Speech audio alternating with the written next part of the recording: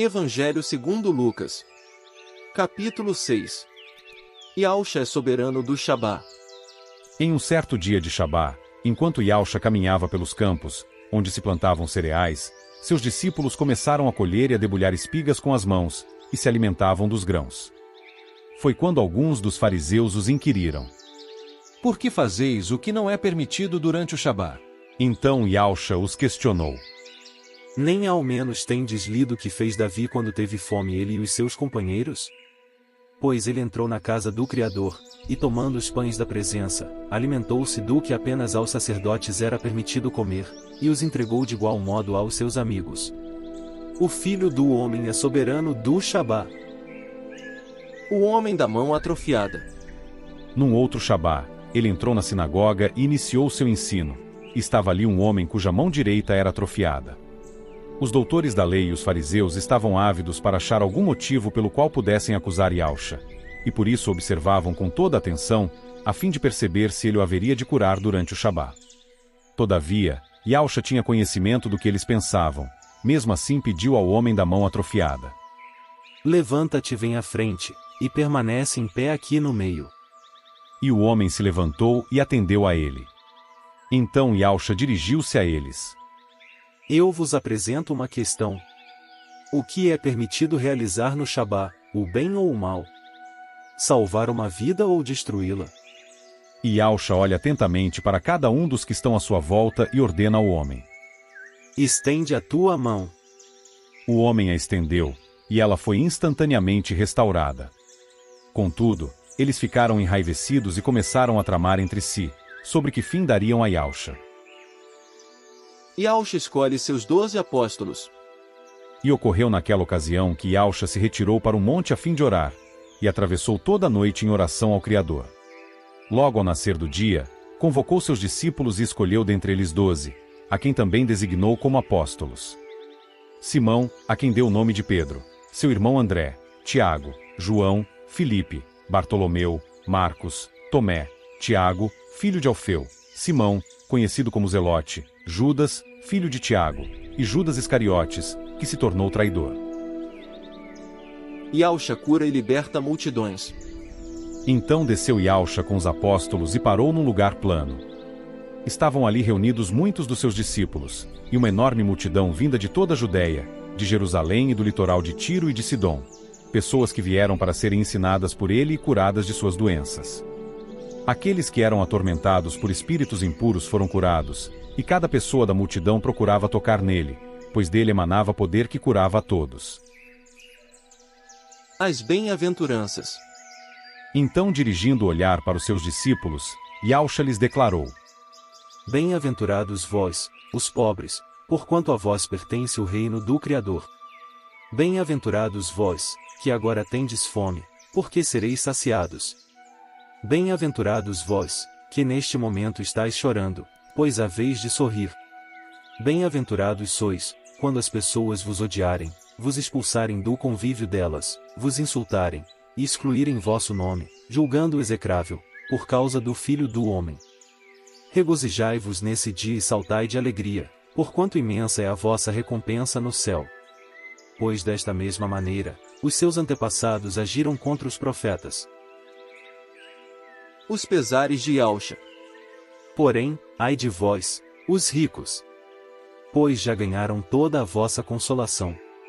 Ai de vós, que viveis agora em fartura, porque vireis a passar fome. Ai de vós, que agora rides, pois haveis de muito lamentar e prantear.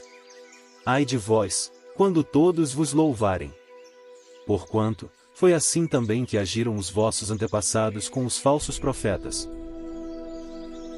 Yahushua ensina a amar aos inimigos. Contudo, tenho a declarar a vós outros que me estáis ouvindo: amai os vossos inimigos, fazei o bem aos que vos odeiam, abençoai aos que vos amaldiçoam, orai pelos que vos acusam falsamente. Ao que te bate numa face, oferece-lhe igualmente a outra, e ao que tirar a tua capa, não o impeças de tirar-te também a túnica. Dá sempre a todo aquele que te pede, e se alguém levar o que te pertence, não lhe exijas que o devolva. Como quereis que as pessoas vos tratem, assim fazei a elas da mesma maneira. Pois se amais os que vos amam, Que galardão pode haver nisso? Porquanto, até mesmo os ímpios amam aqueles que os amam. E se fizerdes o bem aos que vos fazem o bem, qual é o vosso mérito? Até os infiéis agem deste mesmo modo. E ainda, se emprestais àqueles de quem esperais receber de volta, qual é a vossa recompensa? Também os incrédulos emprestam aos incrédulos, a fim de receberem seu retorno desejado. Concluindo, amai os vossos inimigos, fazei o bem e emprestai sem se desesperar por receber de volta. Então, sendo assim, grande será o vosso prêmio, e sereis filhos do Altíssimo. Porquanto ele é bondoso até mesmo para com os ingratos e ímpios. Sede misericordiosos para com os outros, assim como o vosso Pai é misericordioso para convosco. Não cabe ao discípulo julgar o próximo. Não julgueis e não sereis julgados, não condeneis e não sereis condenados, perdoai e sereis perdoados. Dai sempre, e recebereis sobre o vosso colo uma boa medida, calcada, sacudida, transbordante, generosamente vos darão. Portanto, a medida que usares para medir o teu próximo, essa mesma será usada para vos medir. Parábola do cego que conduz outro cego. Então Yahshua lhes propôs também uma parábola. É possível um cego guiar outro cego? Não acontecerá que ambos venham a cair em algum buraco? O discípulo não pode estar acima do seu mestre, e entretanto, todo aquele que completar condignamente seu aprendizado, será como seu mestre. Por que reparas no cisco que está no olho do teu irmão e não percebes o tronco que está no teu próprio olho? Como poderás advertir a teu irmão dizendo: Irmão, permita que eu tire o cisco do teu olho, se tu mesmo nem sequer notas o tronco que repousa no teu olho? Hipócrita! Retira antes de tudo a trave do teu olho, e só assim verás com nitidez para tirar o cisco que está no olho de teu irmão. Parábola da árvore e seu fruto. Não existe árvore boa produzindo mau fruto, nem inversamente uma árvore má produzindo bom fruto. Pois cada árvore é conhecida pelos seus próprios frutos. Não é possível colher-se figos de espinheiros, nem tampouco uvas de ervas daninhas.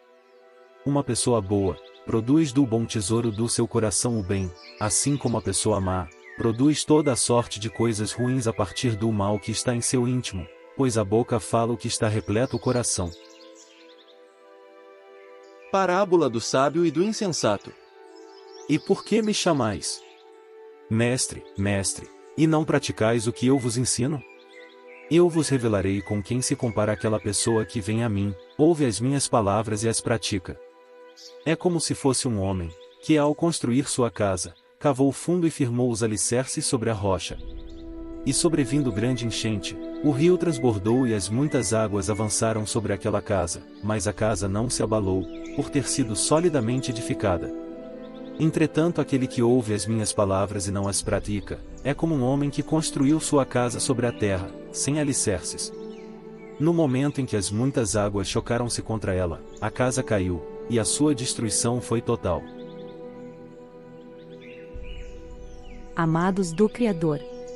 Os estudos advindos do capítulo 6, inicia-se abordando a jornada de Yahshua e seus discípulos, destacando uma ocorrência em que colheram espigas em um dia de Shabá, o que gerou críticas das autoridades judaicas. Yahshua defende que atos de misericórdia são preferenciais, não apenas são permitidos, mas obrigatórios e prioritários sobre qualquer outra lei, João 7, versos 23 e 24, Marcos 2, verso 14, exemplificando através de Davi, que também agiu em situações semelhantes sem condenação. Em contraste com os líderes religiosos, Yahshua realiza seus atos com coragem e transparência, questionando seus opositores.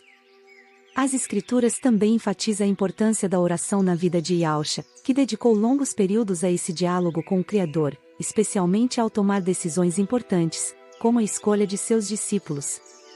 Apresenta a ideia de que esses discípulos, também chamados de apóstolos, receberam autoridades específicas para sua missão. Além disso, menciona o Sermão do Monte, onde Yahshua ensina sobre o comportamento ideal do verdadeiro crente, incluindo as bem-aventuranças que enfatizam a humildade e a busca por justiça. Conclui que todo sacrifício pela causa de Yahshua e sua igreja será recompensado, tanto na terra quanto no céu, ressaltando a natureza duradoura do reino. A mensagem de amor incondicional que Yahushua ensina aos seus discípulos, enfatizando que o amor deve ser estendido até mesmo aos inimigos, não se limitando àqueles que nos são próximos. Ele destaca a pobreza de espírito como uma verdadeira humildade, em contraste com a arrogância dos ricos que confiam em suas posses. Yahushua ensina que os que enfrentam humilhações por causa de sua fé são bem-aventurados, pois estão em sintonia com a vontade do Criador. Além disso, ele alerta para as consequências espirituais da riqueza e do orgulho. A chamada ao amor ágape é um pressuposto essencial da vida cristã, desafiando normas sociais e a natureza humana que tende a buscar a reciprocidade. O amor deve ser manifestado por meio de ações concretas, como fazer o bem aos que odeiam e orar pelos que maldizem. Essa mensagem, portanto, promove uma transformação radical na maneira como os discípulos vivem e interagem com o mundo. Yahushua e os seus ensinamentos sobre a importância do amor, perdão e generosidade na vida dos discípulos, enfatiza que ao enfrentar ofensas é crucial não retaliar, mas adotar uma atitude aberta e generosa, refletindo a natureza amorosa do Criador. A regra de ouro, proposta por Yahushua, incentiva os cristãos a serem proativos em fazer o bem, indo além de simples reações, e a atitude de amor deve guiar suas ações. Além disso, há um alerta contra a hipocrisia e o julgamento, lembrando que todos possuem imperfeições. Os líderes espirituais e discípulos são exortados a buscar se tornar semelhantes a Yahushua, equilibrando formação acadêmica com um compromisso genuíno de amor e serviço ao próximo. Amados do Criador, obrigada por nos acompanhar mais este momento de reflexão e aprendizado. Que as palavras que ouvimos e a sabedoria que compartilhamos possam ressoar em nossos corações e guiar nossos passos. Lembre-se de que somos chamados a viver com fé, amor e integridade, sempre buscando a verdadeira essência que o Criador colocou dentro de nós. Que a paz e a graça do Criador estejam com você em cada dia, e que sua vida seja um testemunho de luz e esperança neste mundo. Até o nosso próximo encontro. Que o Criador abençoe a todos, em nome do seu Filho amado Mashiach Yahushua.